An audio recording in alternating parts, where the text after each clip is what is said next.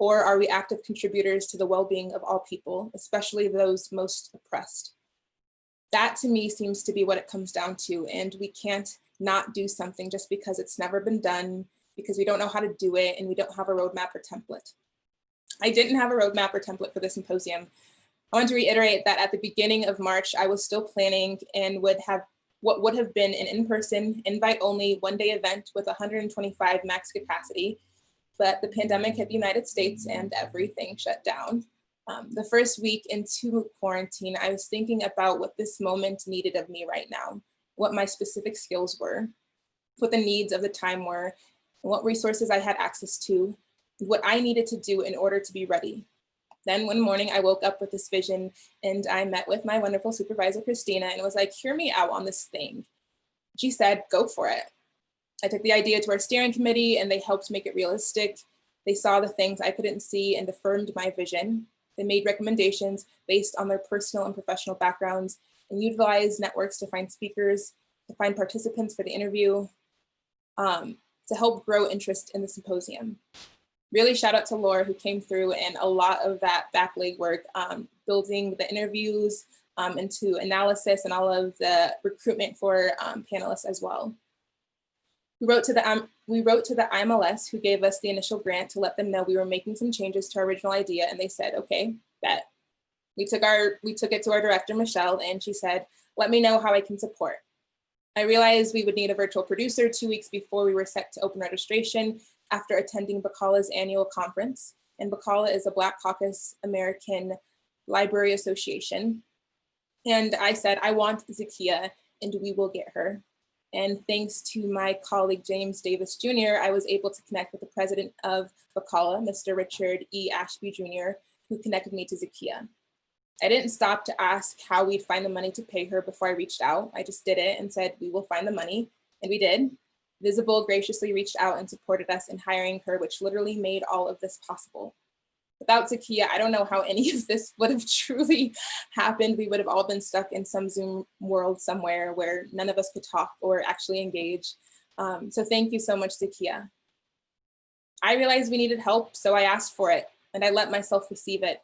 I let go of my desire to have control over everything and to be perfect, and this idea that I had to struggle alone and in silence.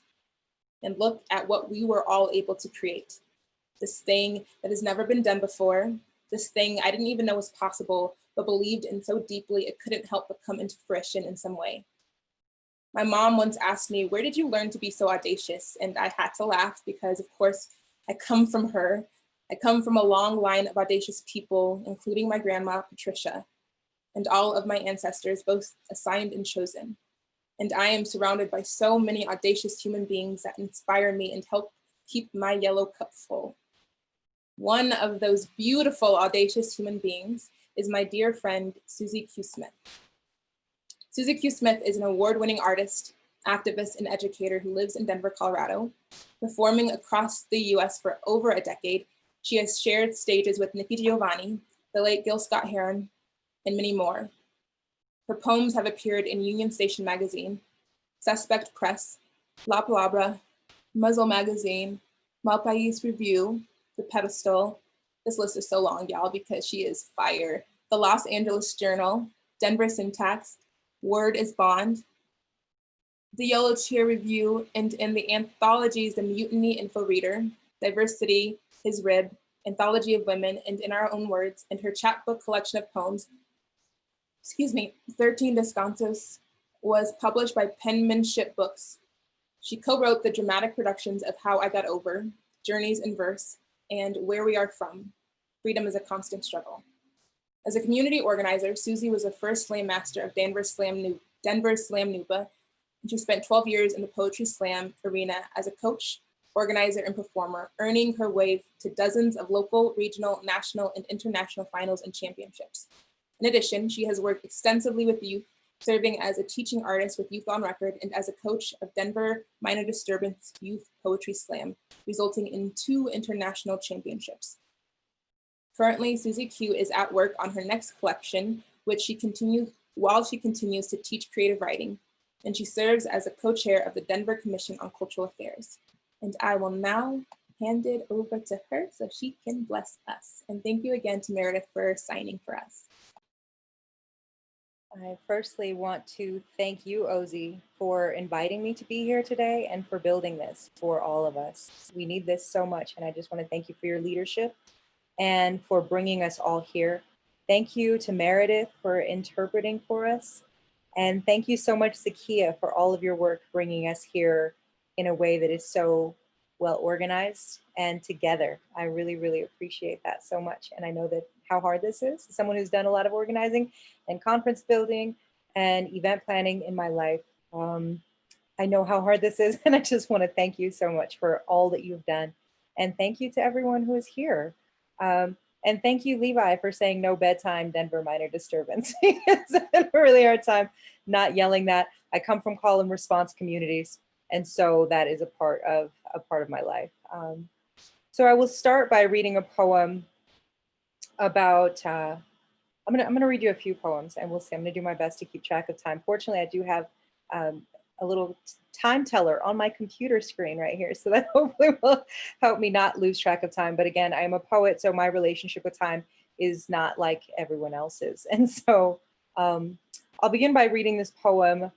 After the 2016 presidential election, I was reached out to by a local publication, Suspect Press, and they asked me to write something in response to the election results, and they wanted it to be about hope. And so this was the poem that I wrote in that moment, and it is called Maybe It's the End of the World, and Maybe That's Fine, Maybe That's Fine. 1. The good old days. See, in the good old days, this doesn't happen because they used to treat them very, very rough. And when they protested once, you know, they would not do it again so easily. You see, in the good old days, law enforcement acted a lot quicker than this, a lot quicker. In the good old days, they'd rip him out of that seat so fast. We're not allowed to punch back anymore. I love the old days. You know what they used to do to guys like that when they were in a place like this? They'd be carried out on a stretcher, folks. Donald J. Trump campaigning for President of the United States. 2. To-do list. Preparing to live in Trump's America. Apply for your concealed carry permit. No, violence will not solve this. It will always have more of it than you. Make sure your daughter, your nieces, all of your darlings have access to birth control and a long-term plan, either not to have children or to raise an unflinching army of them. Double check health insurance. Will we still have it? For how long? Learn your medicine. Take care of your teeth and bones and blood. You will need to sharpen them all. Buy a gun, buy several guns. No, now is the time for prayer. It is the only weapon that will work. They will always have more guns, and they love the way your insides look when you wear them out. Have you eaten today? Food made by hands that love your mouth. You must remember to eat. Breathe. Breathe again. Steady your shoulders and practice your aim. No, remember the order of succession. Make something honest with your body every day. An arc, an afro, a dress, a song, a stew, a poem, a prayer, a spell, a belt, a slingshot, a howl, a hurricane.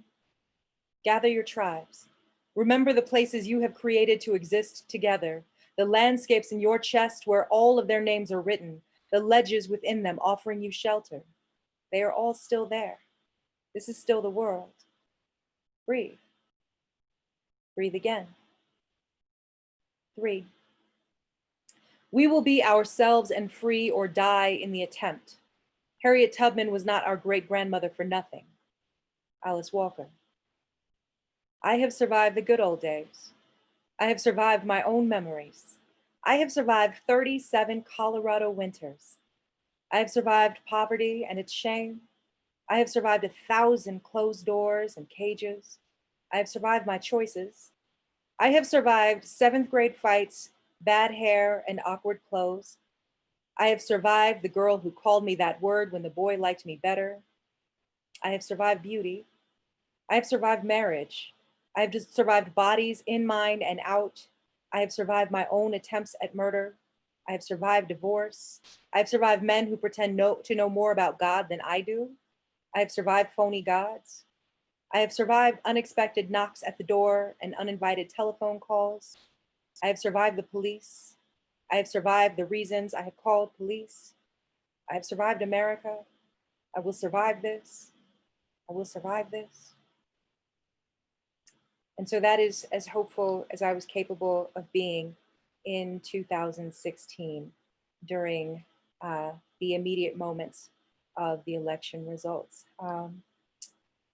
This next piece began as probably as a Facebook status, and it still seems to feel like it needs to be read. And it's called "You Scared." If fear is an accepted legal defense for murder, how many times might I have killed? How many times have I quaked and trembled? How many times have I been the only woman in the room, the only Black person in the room, the only Black woman in the room? How many times has that fear been justified?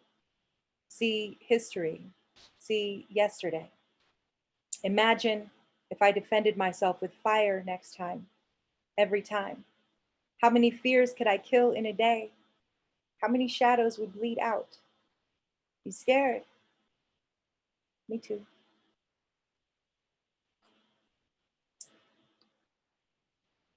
This next poem is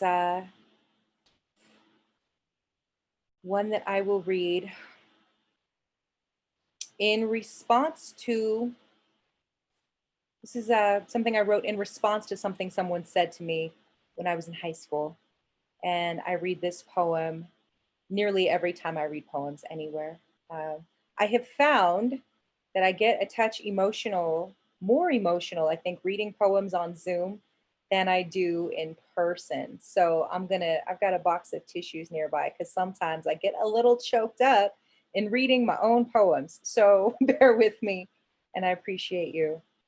This poem is called For Cedric. During senior year of high school, a boy that I grew up with was shot at a local shopping mall.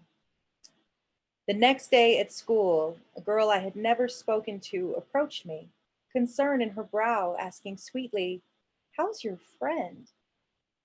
I was moved by her empathy, an exotic bird in a beige land of suburban track houses. I answered, "He's still in critical condition, but we're all praying. My grandmother is down at the hospital now." She, head bobbing, hair flip, smile shifting into quiet knife, replied, "Well, I still say if he was a gang member, he deserved to get shot." This poem is for Michelle Albright and What We Deserve. You deserved both of my hands around your throat that day and the shaking I gave you. You probably still live in some suburb somewhere in a house just like the one you grew up in. You are probably married to an insurance agent who played high school ball and still reminisces when he drinks too much on the weekends. You are probably a banker, one of those predatory mortgage lenders that gets rich by manipulating poor people. You probably have 2 kids who look exactly like you. You probably think that they deserve the best. Michelle, you never knew Cedric, never saw the bruises he or his sister wore to Sunday school, never tried not to fall asleep in the all-night prayer sessions the adults and our families held in hopes of protecting them from their stepfather, never prayed for him to get saved. You never curled inside the kindness of their mother, never grew roots in the forest of her song. You did not come to our reunions or revivals, never heard the desperation in our melody. You have never been unable to afford the arrogance of your godlessness, Michelle. You never saw Cedric smile. You never tried to beat him in a foot race. You never wept or prayed for him. You never knew why his manhood was so urgent or why it cost him so much blood to achieve. Michelle, I want you to know that he did survive, and that when he recovered, he reclaimed his manhood the only way he knew how, that he was 17 when they locked him away for good, and that the last time I saw him was at his mother's funeral. We were 18 then. They did not unshackle his hands nor his feet as he rattled to the pulpit to read a poem he had written for his dead mother. And all I could think about was you and what you said he deserved, Michelle. I still see his aunties and uncles and cousins sometimes. He is his family's phantom limb, but I know better than to stare or talk about it. My family has missing teeth of its own. Michelle, I'm a mother now, and every night when I listen at my daughter's door, I can tell through the door the difference between asleep breathing, and awake pretending to be asleep breathing. I have kissed her head and her toes, read her books, wrote her lullabies, cleaned her messes, taught her to ride a bicycle and to swim, helped with homework, talked down teachers, spoken to the mothers of bullies, spoken to bullies, prayed and prayed and prayed. Michelle, I taught her to read. I taught her to speak up, even to me. I have washed and matched her socks over and over again, have had to send her out into a world that does not value her life, that would tell her something about inferiority and it belonging to her, about her body and identity and it belonging to them, that pretends that Black lives are not as carefully cultivated as white lives, as if she is not the most loved child that has ever lived. Michelle, I wonder what you think she deserves, Michelle. I know Cedric's mother felt the same way about her son that I do about my daughter, Michelle. What do you teach your babies, Michelle?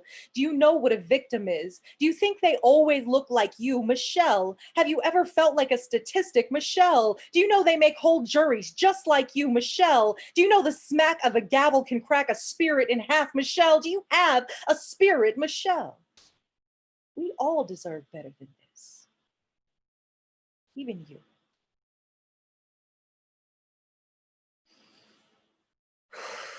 So I'll invite you to breathe with me for a second.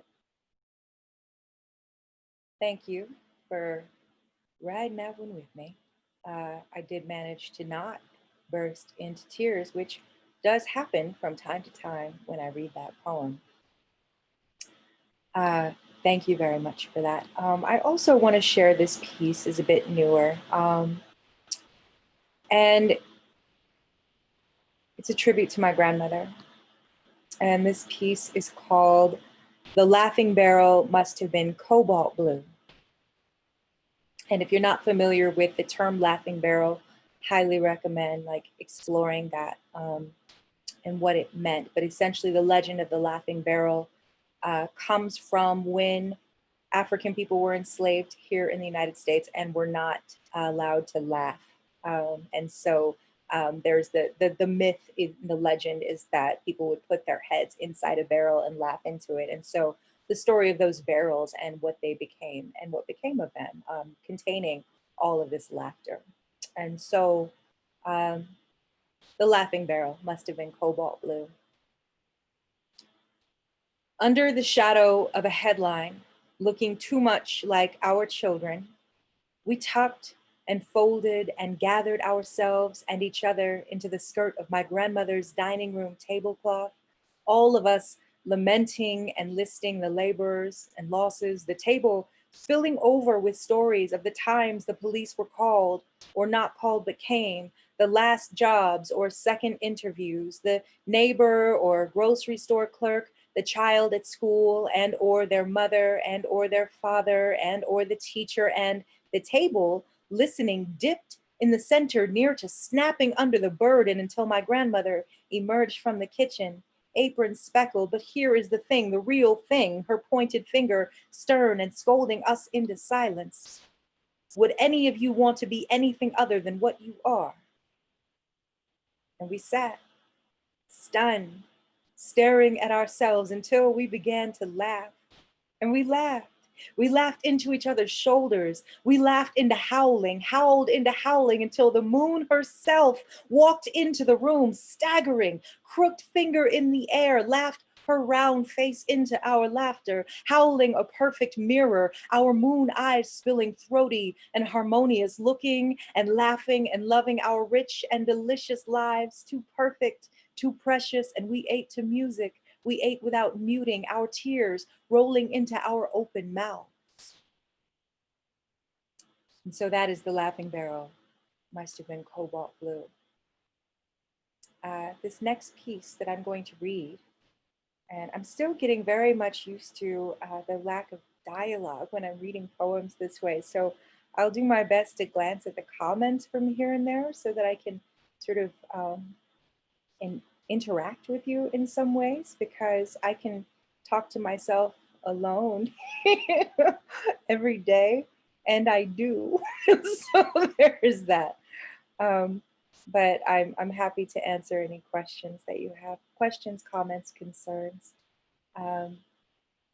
So this next poem, I was invited this is several years ago actually. I was invited to read a poem at the ICE Detention Center in Aurora, Colorado on Valentine's Day. And that is sort of my kind of love and expression of love. So I wrote this poem for that vigil. There are many people that have been holding regular vigils there for many years now. And so as a part of that, I was asked to come and read this poem. And so this is called I Do Not Know How to Love You in English. I cannot tell by its rhythm where this heart was born.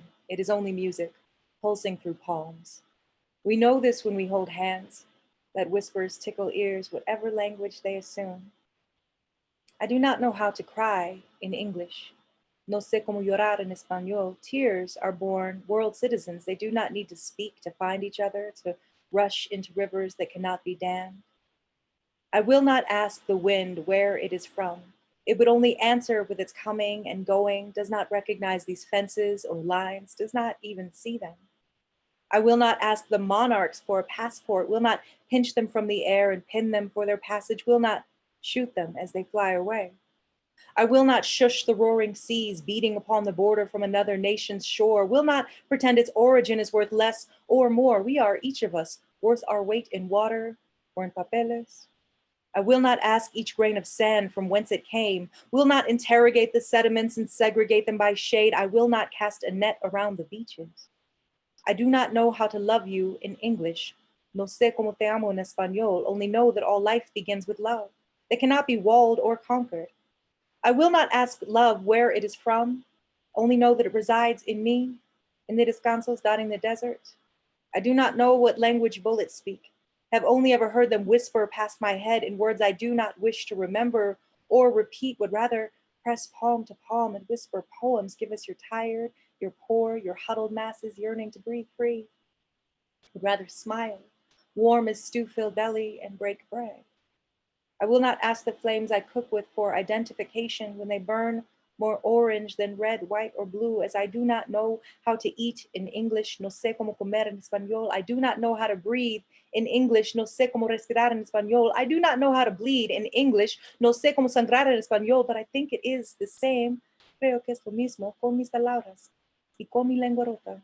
Lo trato hablar with my words and with my broken tongue. I try to speak. And that is my love poem.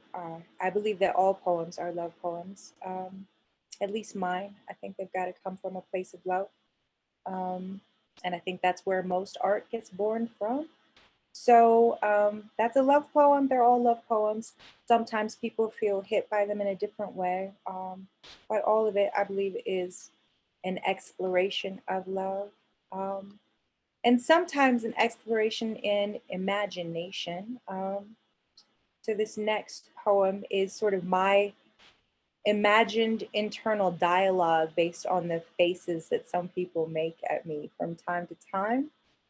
And so this poem is called Some People Like Me Better as an Idea. The woman downtown in the coffee shop fills her face with alarm. You are the future I am afraid of. What if I am evaporating into the past? The woman on the elevator wants to know if I live here. What if I become everything I have already suspected you are? The woman across the street calls the police to report my presence. Why do you have to tell the whole internet every time these shaking fingers dial 911? The woman in the mailroom wants to know how I got this job. Can't this fear be between us? Someone's got to do something about all this fear. The woman at the suburban mall closes the door when she sees me approach. Don't you feel me feeling it? Isn't it your job to feel my feelings? The woman at the bar runs her hands through my hair. Isn't that solidarity? Isn't that what you call intersectional? The woman at the airport tries to cut the line. Why can't you just stand a few blocks behind me where I don't have to see you? The woman at the bar runs her hands along my backside. Can't you be a little ugly or at least try to be my version of pretty? The woman on the sidewalk afraid to look up. Why don't you smile first or move out of the way? Why are you always in the way? Why aren't you sorry for scaring me? What if I start to cry? Where will you hide? Don't you know my tears get people like you killed? And that's an exploration in imagination. Also a love poem for me. And that is also where some of those poems come from. Granted, it is only my interpretation of the faces that they give me from time to time, but I do think it's very important that we use our imaginations as well. And so in an imagination of the future, I'll read these last two pieces. And this is maybe a little bit of a surreal poem that is a conversation between the past and the future, I think. So it's called, I Used to Bite When I Was Little. Do you see my face split into smile? Every crease, a debt I am owed. Watch, I open my mouth clean over the top of my head, shimmy out my skin. You feel that hair outstretched on the back of your neck, that chill straightening your spine, the hair on your arms raising. That's me, collecting. Come closer. You can smell the God on my breath. Honey laughs. I can't even remember how many times I have died and come back. Walk between worlds so smooth, they are inseparate. Do you hear that siren howling? Does it ask you also to forget my name? Buff the calluses from my feet. Sweep my wet clay footprints on my way out the door. Or yours. My blood knows my voice. Been opened enough to know how to hunt and gather my sharps into a salve of body, split and spilt into a daughter, softed into mother, scabbed back into wondrous scraps. My rugged feet sing salvage yard, fluent in fertilizer. Hunger always finds its way in the dark. Haven't I died 1,000 times? Imagine myself as light screaming back into this dense and tiny knuckle. Haven't I made myself a map of whispers? Don't I chant my way snatching, this is mine, this is mine, I am mine, I am mine, my name is mine, my name is mine, gleaming. Forgive as a form of erasure. Breathe in, out. I'm a till you do right by me type of miracle. One day, my great-grandchildren will stroke your bones tenderly as they tell the story of your self-destruction. You hear that? This empire of broken dog teeth, snapping the bone. So thank you for bearing with me on a relatively surreal piece. And I'll close with something that is more narrative. And so I was working with some friends who actually heard a couple of them. I think, well, you heard Bobby Lefebvre on the first day. And then also you literally just heard a song from Carrie Joy and such called Melanin. And so those three, and also our friend Kristen Adele, who's now residing in Ghana, created a festival around liberation, right? And so it was called Interfest, and it was an ideas festival celebrating liberation. And part of that, I led a writing workshop, and often in my workshops, I write along with the folks in the workshop. And so part of that was really imagining a future, imagining a liberated future, and that was a lot of what the discussion was about. And so this is the piece that emerged for me in that workshop. And I think it's very important that we don't let our imaginations atrophy. We must remember why we do the work that we do, why change is necessary, and what's possible, right? Toni Cade Bambara, I quote her all the time, right? The role of the writer is to make the revolution irresistible, yeah? And I think about that regularly, like remember that we're working towards something really sweet and beautiful. And some of us haven't imagined that yet. And I'm not sure I had imagined it until maybe a few months ago. So, so this piece is called We Sang Ourselves Free. We didn't always know we would win, just that we would do whatever we had to in order to get free. We used to sing softly to each other, to ourselves, hum low under our breath to remember our voices in places we were unwelcome. We danced in secret. We laughed silently across rooms, taking our quiet joys and tucking them into our pockets like perfumed handkerchiefs we could smell later when we needed to remember. One day, we saw the first rose bloom in years when we sang the low notes we'd been singing since before time had a name. We got louder. More people joined in the song and the grasses awoke from their slumber. The wolves came and sat at our feet, weeping. The rains came down and the trees remembered us. We began again and we knew God was listening. And the rains came the way they come, slow and sweet at first, washing the old ash and dust to the rivers. Then again, there were rivers where we washed our hands and feet, where we washed each other's hair, where we sang our old songs and the earth heard, answering in heather and pine. And she answered in the day's harvest, yellows spiraling into violets, sweets wrapping themselves in spicy oranges and fuchsias tumbling over each other to embrace the sour and soft fruit of each other. We ate and grew fat again. We all fell madly in love and raised perfect children, the sort of perfect that brought us into each day laughing. We grinned rich as noonday, each of us carrying the songs and teaching them to the children, how to stretch a note all the way into fingertips until the trees begin to sway. You feel that? We said to each other, our hairs standing to answer the electric air. Yes, we all answered. Yes. Thank you so very much for having me. I will try to hang out in the comments and answer questions that you may have. And thank you again for bringing us all together, Ozzy. This has been beautiful, and I'm so happy to be here. Oh, that was so good, Susie Q. Thank you, thank you, thank you. There were some comments coming in, Meredith, saying that your signing was beautifully paired with Susie's words, and yes, it was like poetry in motion. And I am truly overwhelmed by it all. I will close out with a few last words, and then I do want to encourage folks to attend our last session. We got in our feelings today, or right now in this closing section, and I want us to end with some dancing. So in our next session with our virtual happy hour, please do feel free to grab a drink if you feel so inclined, whether that's water, some wine, what have you, and to join us with the Black Excellence Band, definitely.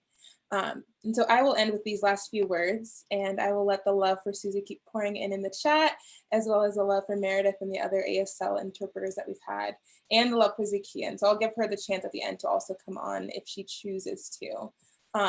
But I think it was Adrienne Marie Brown that posed a question.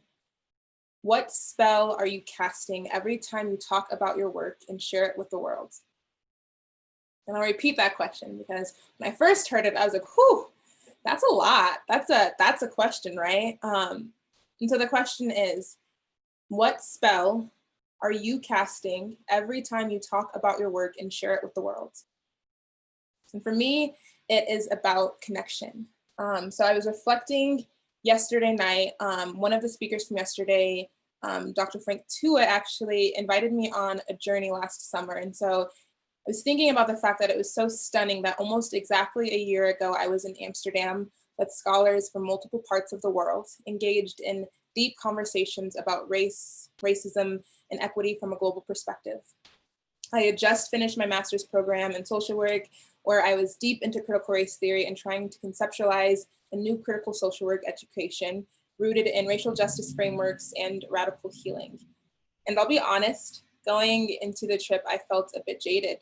I had just kind of accepted that this was the way of things. I felt the weight of everything and how it crushed me, and had sort of succumbed to the fact that maybe this is just the way this will be forever. And then a switch. So here is a reflection I wrote during that trip that I return to often, especially when I need to remind myself what it is that I'm fighting for. And I'll try to read slowly so folks can get it. Again, I wrote this last summer. When we fundamentally lack connection to ourselves and our emotions, to one another, to our work, to the food we consume, and to the land we occupy, we can never be free and whole. And no matter what we achieve, there will always be something missing. And if we don't feel connected to things, we don't feel accountable, which leads to the destruction of ourselves and our world. I truly believe that disconnection is the root of all evil. I've experienced profound connection, so I know how beautiful life can get in spite of systemic injustice, and why that's worth fighting for and pursuing. Radical healing for me then becomes moving towards that state of connection, that beautiful place of being, and centering that in all of the anti-racist Black feminist liberation work that I do. Because that is what true emancipation for me is, freeing our entire beings and getting to that place of connection, love, relationality, accountability, care, and tenderness. We live in a world that disembodies us all daily because of all of the isms, and all we can do is the good that we can, and work towards educating ourselves and healing ourselves, freeing our minds and fighting for our collective liberation, not just in our respective nations and communities, but globally. And we do that by first loving ourselves and one another to know that we deserve better than the current state of things. And then by committing ourselves to the pursuit of justice, wholeness, radical love, and moral reimagination. I am in this fight so that we are all able to live in a world where we're able to feel whole and free and less disembodied all the time, which means that my global fight for Black lives is tied to the fight for justice in Palestine, which is tied to the uprisings in Sudan, which is tied to the struggle in Venezuela, and so on, which means that we are all connected in this larger struggle for justice. And how powerful is that? Today, we watched this amazing documentary that shook my world. And I'll put that in the link for you. And this is in reference to a documentary called The Uprising by a friend named Pravini. And it is a phenomenal documentary that I'm in the works in terms of scheduling some kind of virtual watch around it and talk back, because it is really, really powerful. And I sat there realizing that I will probably die doing this work without ever seeing the big systematic changes I'm fighting for. But my job is to educate and empower those I come into contact with, to bring them along as I journey towards justice, to help pave the way so that when I make it to the end of my life, I'll be able to see a trail of people behind me ready to pick up where I leave. And that's when I'll know I'll have lived a successful life. I'm just trying to do the right things. I realize I can't change the world in its entirety, but every day I can wake up and choose to make right decisions that are good and just, and trust that each of those tiny decisions ultimately add up. And so that was a reflection from last summer. And I reread that last night and I was like, wow, yeah, still true, right? And that's the thing about returning to your commitments and returning to the things that you're fighting for so that you know what it is that you're here and what you're doing. We wanted you to feel empowered during this journey. We wanted you to feel informed, connected, supported, and sustained to go and do what is needed to be done. We wanted you to all feel more audacious too. I said at the beginning that the intention was for us to co-create new ways of moving through our workplaces, new work environments that are rooted in racial justice and centered around the well-being of all employees, but specifically the ones most in need of it. I believe some of those seeds of co-creation have been planted, and I am so excited to watch them take root and to share its bountiful harvest with all of you.